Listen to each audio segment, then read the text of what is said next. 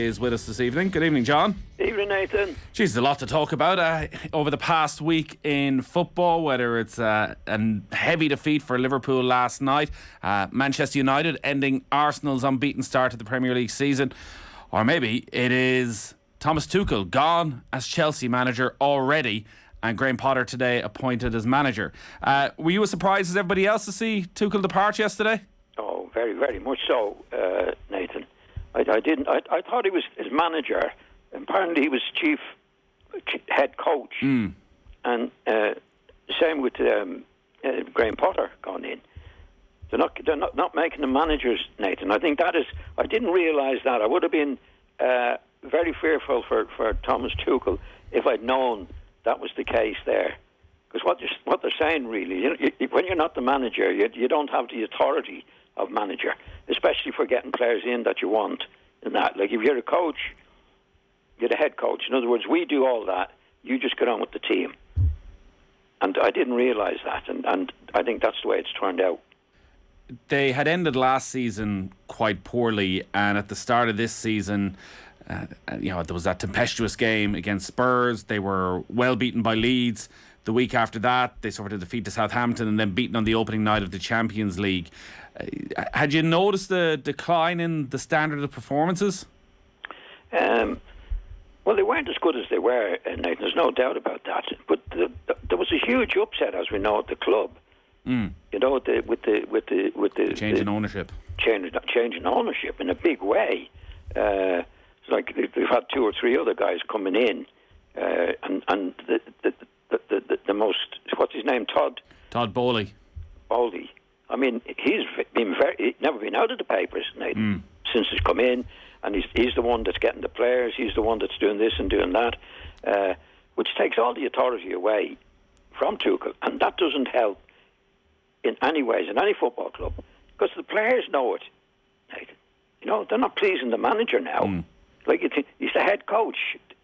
Like the directors and owners, new owners, are doing the big business. I'd be very, very surprised because they've bought 4 or 5 players in, spent a lot of money. I'd be very surprised if Tuchel was in favour of all those guys. Yeah, it does seem he got his man right at the end of the transfer window and that they signed Pierre-Emerick Aubameyang. But Todd Bowley was very keen on signing Cristiano Ronaldo. It seems Tuchel managed to get his way there. They didn't sign Ronaldo. But you do wonder about the direction the club is going with an owner who seems hell-bent on having a very hands-on role, and whether any high-profile manager will be willing to put up with that. Well, I'd agree with that entirely. I mean, what's happened with this guy? He's gone public with it. It does happen in a lot of clubs, Nathan, where the individual that's doing what the Chelsea guy does keeps it quiet. You know, in other words, the manager says, "I want Joe Bloggs," and he says, "No chance of that." But he's not going out and buying somebody himself, not buying him. He'll be in charge of it. But in this case, this American guy, he's out in the papers telling everybody what he's doing, and that's not good for the manager because, first of all, the players know it. Like in my take in football, when I was in football, the manager was the boss. The manager got the players out and they got the players in, and you were playing for him. And when that's not happening now at Chelsea, because you don't know who's buying. I doubt very much if Thomas Tuchel was in favour of all the players that's come in, Nathan. As you say, he had a row with the owner about Ronaldo, and I think that was a big row that helped to get him to sack, because he would have fallen out with him over that. You know, he said, "I don't want Ronaldo," and he was getting him. But in a football club, in my opinion, what should happen is the manager is the manager, and the owners. And don't forget, he's never been in football. What is he supposed to know about football? He's got a lot of money, and he's bought the place, but that doesn't mean he knows anything about football. Usually you employ an expert on situations like this, and that's the manager. And he guides, what's the point of picking him in the first place for making him manager if he's not allowed to buy the players that he wants to buy? So that's at the start, that's a mess. Once that happens to the club, it's a mess, Nathan. Because Tuchel up to the change in ownership, has done a tremendous job for Chelsea. I mean, all managers would have suffered with the Russian situation there, right? But this guy's come in now, and he's in the papers every day, and you can tell he's the one that's dictating who comes in. That's why he had a big row. That shouldn't be in the paper, that a director or an owner has a row with the head coach now to say he wanted him as much as he did, but Tuchel won the battle for him. Well, he didn't win the second battle. You know, you can't run it that way, Nathan. It's like when you employ a manager of the club, he's there for his expertise, and you put your money on him. You don't buy a manager, you put a manager in, and that's telling the manager what to do, especially with the buying and selling of players. There does seem to have been a sense that he's been undermined by the change in ownership and a struggle to get to grips with that. There's also been quite a few stories that he was struggling with the dressing room as well, that his intensity, that the sort of wide-eyed madness that we saw on the sideline against Tottenham had become a very regular thing, that he was unbelievably harsh on the players when they were on the pitch, and that it even shocked some of the substitutes what he would say about the players when they weren't doing what he wanted them to do, and that maybe he just lost the dressing room, that there'd be no tear shed the fact that he had left his manager. Like, that level of intensity that he seemed to bring, obviously it brought brilliant short-term success with the Champions League, but is it sustainable long-term with players, do you think? Eventually, do they just get fed up with every day it's all in? I think it can, right? But he was very successful doing what he was allowed to do, I think. Now, my take on it, I think he's a very high-intensity guy. And I think what happened with him, I mean, his conduct at Leeds in the match and his conduct with Conte was most unusual, Nathan. I mean, after the Leeds defeat, he said, we should have won that match. I think he's a highly sensitive guy. Yeah, he's highly strung. Highly strung, definitely. Now, he was okay until these new owners came in.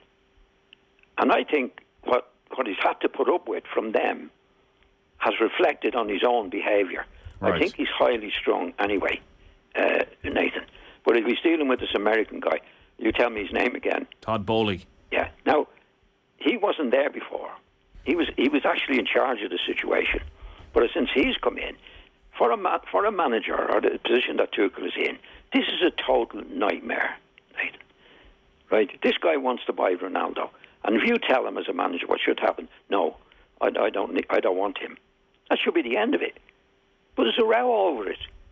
And we don't know how many other guys he wants to get in that Tuchel said, no, I don't want him. This is a highly strung guy, and I think that's what's happened to him. I think he's lost control of himself with the situation that he's in. And of course, if he does that, he's not going to be good with the players. So you feel he's fighting too many battles? Too many. It's got to him. It's got to him. I think he's a highly strung guy that was being tormented by this guy coming in. Because you don't know how many times this guy came to him and said, what about Joe Bloggs? I think we should get him. And he says, no. Like in the Ronaldo situation, we should go for him. And the manager says, no, I don't want Ronaldo. Now, there shouldn't be anybody in the club treating him in that way, Nathan. He's the man. He's the expert. He's been very successful with them in the short time he was there. Now you've got an American guy coming in who's never been in football, never managed a team before in his life. Probably doesn't know. And usually with those guys, they don't know half as much about football as they think they do. And they should. That's why you employ a manager and good coaches to do what they're experts at. And he was very successful. The new guy comes in and starts telling him what to do. I think we should get him. I think we should. And in fact, I think some of the players he did buy, Tuchel mightn't be in favour of them anyway. And now he's got to get on with the job. And then he's losing matches. Didn't make a great start. He's lost a few matches. And he'd be taking it out on these players. That's my take on it anyway. So he's gone. And Graham Potter has today been confirmed as the new Chelsea manager. It's a brilliant story. Nathan, can I just interrupt you there? He hasn't been employed as the manager. as the new head coach. Yes, there's a huge difference in that, Nathan. Like, a manager is allowed to buy the players, get the players in that he wants. Head coach is not. He's a coach. In other words, these guys have license to get the players in and said, right, you're the coach, you get on with it now. There's a big difference between having the right as a manager to buy the players in that you want, not to buy the players, deal with the players that the owners want. I mean, I think I said to you before in this programme, Nathan, in my opinion in football, 90% of the job in management is having the freedom, if we call it freedom, to get the players in that you want. Every manager has a vision of what he wants on the pitch, and to fulfil the vision, if that's the right word as well, you get the players in that you want. And no two managers, I dealt with Norman Hunter as my assistant, Nobby Stiles as my assistant, and there were loads of times we disagreed about players. In other words, I think he's really good, I wouldn't mind, and Nobby with her, no, I wouldn't have him, I'd have Joe Block. So everybody has their own individual ideas of what they want on the pitch. That's the vision. I get him in, that type of player in, and that's how you have the team, right? Now, if you've got somebody like the owner there saying, I want Joe Bloggs in, well, he could say, well, no, I don't want him. Tough. You're having him. That's the way it works, Nathan. So head coach is very significant when you see somebody as head coach in relation to manager. The manager's in charge of getting the players in that he wants and getting rid of the players he doesn't want. When you're the head coach, the fact that you're head coach doesn't give you that power to do that. So Potter, you signed on for it. You signed on for it. Yeah. Just like, I can't remember, did Tuchel commit when he came in? Did he sign on as a manager or did he sign on as a head coach? Well, I think he came in as a head coach on the understanding. I guess the best scenarios are the ones where the head coach and the director of football or the technical director are on the same wavelength all the time, and that the head coach has the right amount of influence so that the technical director, whoever's making that final decision, there's a symmetry there, which obviously seemed to be lacking at Chelsea over the course of the summer, where, as you say, Todd Bowley wanted to go one way and Thomas Tuchel wanted to go the other. On Graham Potter then coming in as the head coach at Chelsea, like Brighton last season, top half of the table, the first time in their history. They've started this season really well, scored 5 at the weekend against Leicester. We remember the opening weekend victory against Manchester United. From what you've seen at Potter, does he look ready for a club of Chelsea stature? Well, I don't know how much power he had at Brighton. I don't know. I assume he had a lot of power to do what he needed to be done, and I'm sure he got in the players that he wanted, right? If I were advising him at Chelsea, I'd say don't take that job. I don't think a manager went, and I think he knows what he's walking into there. If you don't have control of the situation, and I don't think he will, because I don't think this owner let anybody have Cherry. Of course, he'll coach them, but he's not the manager, Nathan. And 90% of the job is getting the players in you want and getting rid of the players that you don't want. So obviously he's going to be well paid, and good luck to him.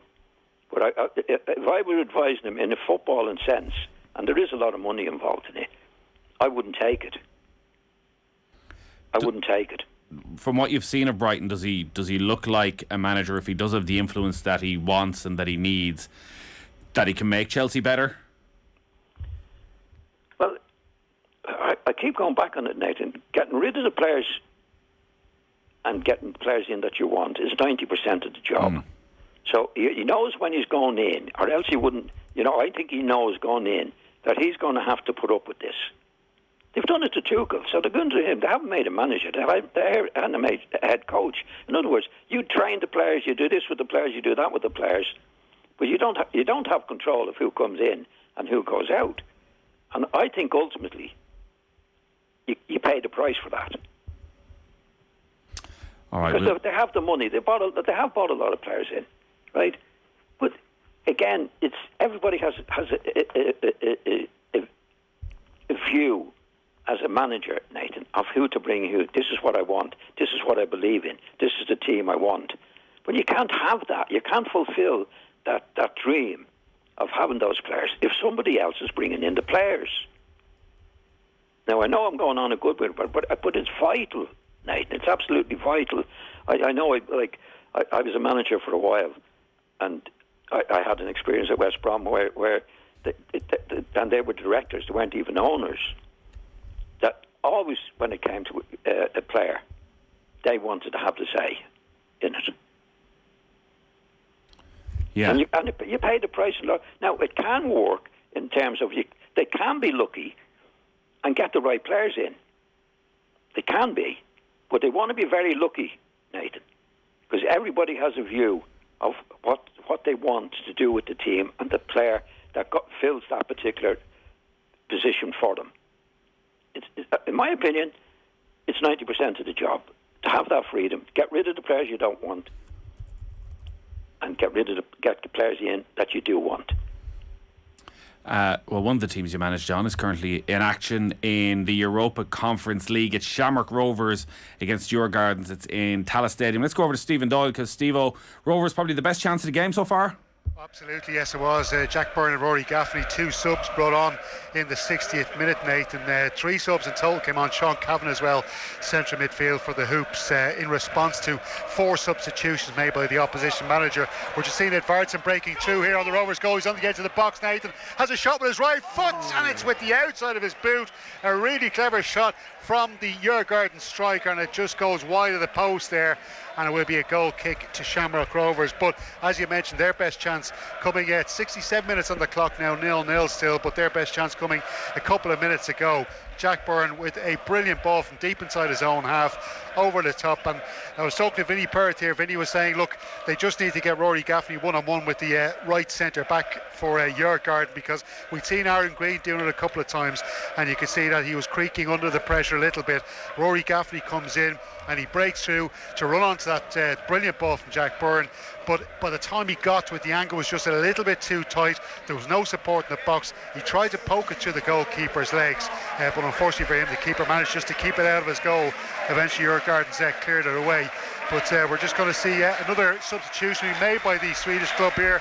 And also Ronan Finn is coming off for Shamrock Rovers, and he's replaced by Neil Ferrugia. So he's going to cause them a bit of problems with his pace as well, Nathan. But 68 minutes on the clock is still Rovers 0, Djurgården 0. Vinnie Perth is there alongside you. Vinnie, this has been very impressive from Rovers in the second half. Yeah, they've grown into the game. Probably showed a little bit too much respect to Djurgårdens in the first half, but they've really grown into it. And I suppose the bench, emptying the bench, has really helped them. Ferrugia now coming on real pace, but the Gaffney one is really interesting. They're not afraid to end up one-on-one at the back, Djurgårdens, and Gaffney's pace has really hurt them. And Jack Byrne has done what he normally does, get on the ball and made Rovers tick. So really the opportunity here is to go and win this game. Well, we've got 22 minutes to go. Rovers can win this game. They've got to sense this opportunity, and it's up to the players now and the crowd to play the part a little bit, and a little bit flat at times, play the part and drag them over. This is a huge opportunity to get 3 points in this group.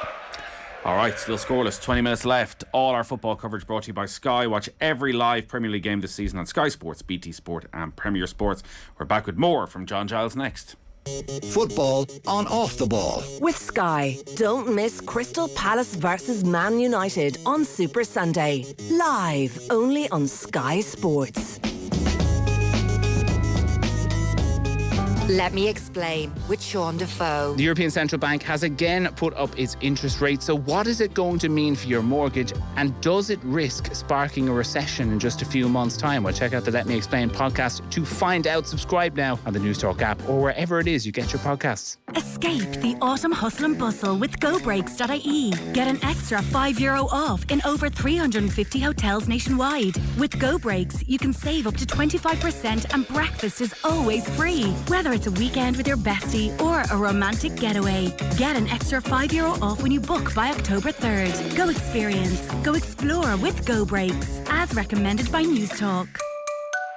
Go Breaks. T's and C's at GoBreaks.ie. At Harvey Norman, get our best prices on laundry appliances, like the large capacity Candy 9kg washing machine. Now $299 save €70. Banish bacteria, pollen and more with the Samsung 8kg washing machine with steam hygiene program and 5-year warranty. Now $489 save €120. Cut down the amount of washes each week with the extra large capacity Hoover 14kg washing machine. Just $629. Get our best prices guaranteed, in-store or online. Harvey Norman, your home appliance specialists. Go! Coming soon, a sci-fi sequel that's driving critics wild. I'm back, Mary. It's time to celebrate. Time is the one thing we can't afford, John. You're wrong, Mary. With M50 video tolling, I can save time, money, and pay me tolls automatically. This is the greatest story ever told. Time Saver 2, out now. Perfect for occasional M50 road users. No fees associated with this account. Sign up at eflow.ie. Tolling is a vital source of funding for the operation and maintenance of our national roads network. Challenge yourself with Audi Rewards. Simply download the Audi Connect Plug and Play app to test yourself with driving challenges, collect points along the route, and reach new levels to redeem attractive rewards. Visit your local Audi dealer for complimentary Audi data plug installation and start your challenge today. Find out more at audi.ie/rewards. Terms and conditions apply. With 3 out of 4 suicides each year being male, Cycle Against Suicide is asking people to join its coast-to-coast Dublin to Galway cycle on Saturday and Sunday, September 10th and 11th. Help spread the message to men of all ages that asking for help is never a sign of weakness, but rather a sign of strength. Join Cycle Against Suicide on its coast-to-coast Dublin to Galway cycle in person or virtually, Saturday and Sunday, September 10th and 11th. Full details and registration at cycleagainstsuicides.com. Football on Off the Ball. With Sky. Don't miss Man City versus Spurs on Saturday Night Football. Live only on Sky Sports. Welcome back to Thursday's football show. Still scoreless between Shamrock Rovers and Djurgården in Tala in the Conference League. Manchester United are 1-0 down at Old Trafford against Real Sociedad. A penalty for the Spanish side scored by Mendes on 59 minutes has given them the lead in that one. A very harsh call on Manchester United for handball against Lisandro Martinez. It was a shot from close range that as he threw himself at it, deflected off his knee, clipped off his arm. It's one of those that you rarely see given, but I'm fairly sure there's no VAR in the Europa League group stage. It would have been overturned otherwise, but it means Manchester United are behind 1-1 for West Ham in their game. John Giles has been very patient and he is still with us. John, we might turn our attention to Liverpool because they really haven't kicked on from that 9-0 victory against Bournemouth. A scoreless draw, a wide open scoreless draw against Everton. Frank Lampard's side created any amount of chances, and then they were battered 4-1 by Napoli last night. And it seems to be the same problems in every game. There's no pressure, intensity in midfield. They're holding this high line that's getting exposed again and again. Are you surprised Jurgen Klopp hasn't already made a change to his system to put a stop to this? Well, I'm surprised that playing as poorly as they are, Nathan. You know, like the same players. I know they have 1 or 2 injuries, but it's the intensity that I'd be worried about if I was a Liverpool supporter, because without that intensity, then you're not the Liverpool team that we've seen over the last few years, which has been absolutely brilliant. You know, the other night, I mean, the defending, I mean, Gomez was poor, Alexander was poor again. Van Dijk has been a great player for him, and he wasn't good the other night. I mean, if you got that's 3 out of the back 4 not doing their stuff, and as you said, they've got this high line. Like it's very, very hard to understand how they've lost the intensity that they had that made them one of the great teams. And you're quite right when you say there, Nathan, that it's happening in too many matches. You know, I mean, they had a good result against Newcastle and they scored in the last second of overtime. But I mean, there would be the time where they'd kill Newcastle. And last week, the Liverpool-Everton match was a good match. Everton did play well, and there was a lot of intensity in their play, which made it a real match. But Liverpool weren't good, and that was a very, very disappointing and his performance against Napoli the other night. And John, he's got problems there. Yeah, no? you went through the defenders there and the different mistakes and how they keep being exposed. Do you put it down to the back four not being at it, or is it more of an issue with the midfield that it just feels an awful lot of them balls that are going in behind Liverpool defence never got that far before, because a Henderson or Fabinho or a Wijnaldum going back 2 or 3 years would always win a tackle or turn it over, whereas now they just seem to be so easily got at in the middle of midfield. Well, that happens, Nathan, but that's what defenders are for. You know what I mean? Like, obviously, the easier the game for the defenders is when they're dominating in midfield and they're attacking most of the time. And if you look at Liverpool over the last 2 or 3 years, if you look at any match, they're attacking most of the time. So therefore, the defenders don't come into it, right? But when the defenders have to come into it, like they're doing now, that's their job as well. You know, the midfield lads are not doing the front lads are not doing their stuff. But then you defend. When you're defending, you don't have to give goals away, Nathan, when you're doing it. You know, like I keep going on about Alexander, for example. You know, like every match I see him in, he's on the empty area, the halfway line. Manchester United match, the second goal last week, he was on the halfway line when the ball was in the back. That type of thing. So there's no real difference there with Alexander-Arnold, except he's having, whereas before he might have had to defend once a game, now he's having to defend 4 or 5 times a game. Exactly. And he's not good enough. And he's not doing it, you know, because they were attacking most of the time. Now when you're not attacking all the time, and you're defending most of the time, that's when the defenders really have to do their stuff, you know. And that's not happening. Certainly didn't happen the other night. You know, they weren't getting in midfield. They weren't attacking the way they have been when they were at their best last year and the last few years. Now you're not attacking the way they were. Now you have to defend. But you have to defend then. I mean, they were so easily beaten the other night.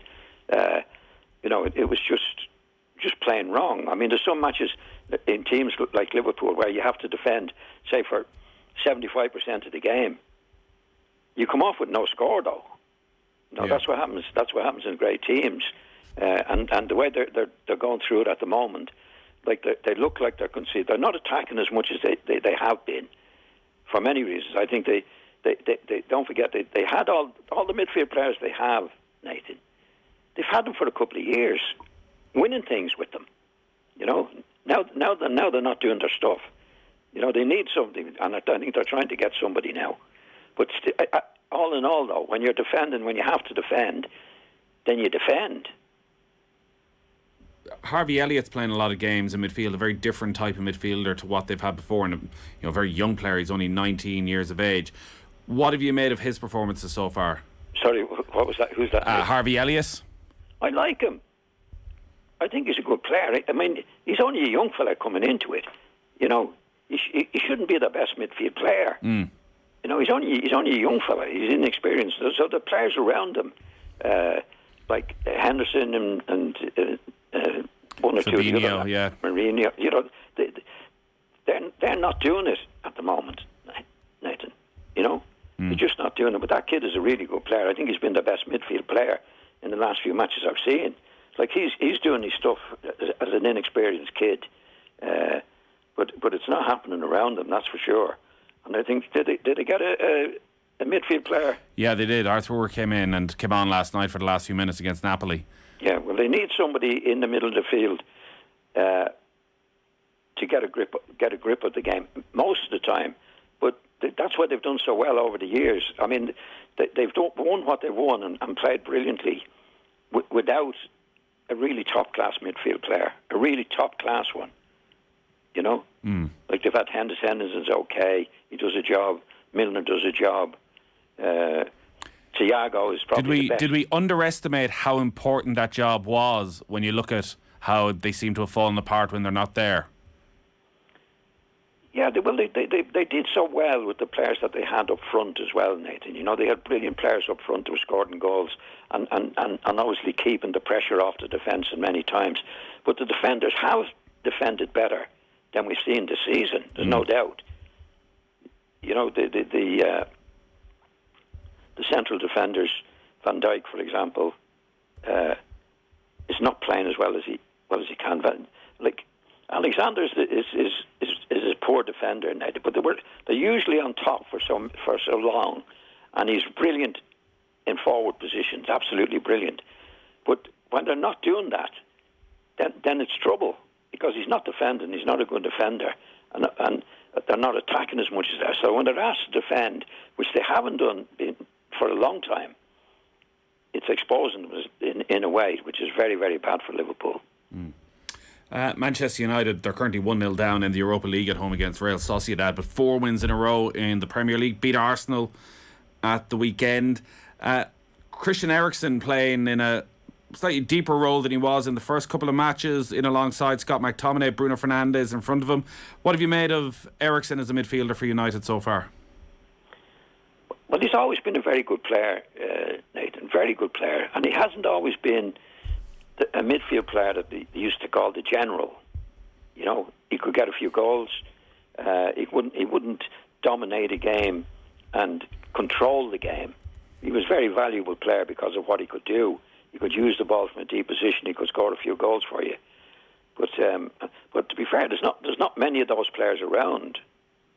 You know, if you look at players, you'd say, well, he can control the game. He's the general in there, like Graham Souness was at his best for Liverpool.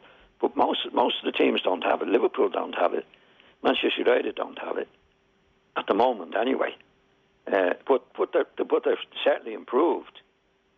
I think the big thing for Manchester United is that I think Ten Hag has got a grip of Ronaldo. Yeah, left him out. He left him out. He's brought him on. And I think he's whatever way he's approached it with Ronaldo. Because don't forget, when he went there, Ronaldo said, "I want to leave," and then he got soft on him. I mean, remember in one of the friendly matches, he took him off and he left the dressing room before the ground before the end of the game. You know, you can't do that. So I think he's got a grip of the players that haven't been behaving, particularly Ronaldo. And Ronaldo is a great player and has been a great player for a long time. He'd have a huge influence on that group of players. Huge. Now, if the players can see him messing about, leaving the ground before the match is over and all that carry on, the manager has to get a grip on that, or he'll get nowhere. And I think he's getting a grip on the group of players now. It was Arsenal's first defeat of the season, and there was a sense of same old Arsenal afterwards. They played very well, but couldn't get the job done. Concede, 2 bad goals. They again had a very high line and were caught in the counter-attack. What was your sense of Arsenal? Did we learn a lot about them? Was the first 5 victories a bit of a false dawn? No, I think they played well in those matches, Nathan. And again, they have a lot of good forward players, really good. So most of the matches, they do their stuff and they get in front, and it's easier to hold on to it when you're in that position, and they're capable of scoring goals at any time. I mean, in the early part of the game the other night, they were well on top. You know, if I was a betting man, I'd have put a few quid on them winning the match after the first 15, 20 minutes. But when they had to defend, Nathan, they were terrible. I mean, the goals they conceded were awful, really goals. So, again, you have to do the 3 things. You have to have the forward scoring goals, and you have to be able to defend. That's how you get a great team. And they didn't do that the other night. Definitely didn't do it. So they were disappointed in that sense. Again, they were caught out, through balls through the defence, and it was very, very poor defending. Very poor defending. But when they got forward, they did well. And in the end, Manchester United deserved to win it. To be fair to Manchester United, they played well. They got a grip of the game. Good forward players. New lad that they brought in looks a good player. But I think the main thing is that the manager is getting a grip of the squad. No more messing for Ronaldo or anybody else for that matter. I think the players realise now this fella's not a soft touch. He's going to get on with it, and he'll do what needs to be done. I fear we may get sick talking about the brilliance of Erling Haaland between now and the end of the season. A couple more goals in the Champions League during the week. 12 goals in 8 matches for Manchester City. On a scale of 1 to Jimmy Greaves, just how good is he? Well, he's different. It's very seldom you get great players the same. You know, Dennis Law was different to Jimmy Greaves, but Greaves was a genius at what he did. You know, he scored his goals differently to Haaland. Haaland is a big lad, very quick, reads it well, he's in there, probably works a bit harder when he doesn't have the ball to Jimmy Greaves. But Jimmy Greaves, anybody you could live with, Nathan, you know. He was a genius. You see the amount of goals he scored at a time when the pitches were bad and all that. So great goal scorer. Dennis Law was a great player as well. Different. Haaland is different. They're all different in their own ways. But what's great about him, what is he, about 6'5"? 6'5", yeah. Right? His balance is brilliant. He's quick as lightning. He gets in the box. He gets in at the areas where we've seen him, where De Bruyne a couple of matches now hit a terrific ball. He was there almost on the goal line, but in. So he has that knack, if you call it a knack, that great players have for scoring goals. You won't see him in the game much, you know. As I used to say that about Jimmy, all he does is score goals. About Jimmy Greaves. What else do you want from him? Yeah, the most important thing on the game, and I must be honest now, in Ronaldo, when I saw Ronaldo at Manchester United, I thought he was a lazy devil, you know. Yeah. He wasn't getting back in that. Well, but then I changed my mind because he was scoring goals left, right, and centre wherever he went. But Haaland is different, but they're all different. You know, I say in my time it was Law and Greaves were the main goal scorers. Totally different. Dennis Law was aggressive, lightning fast, anything flying across the box.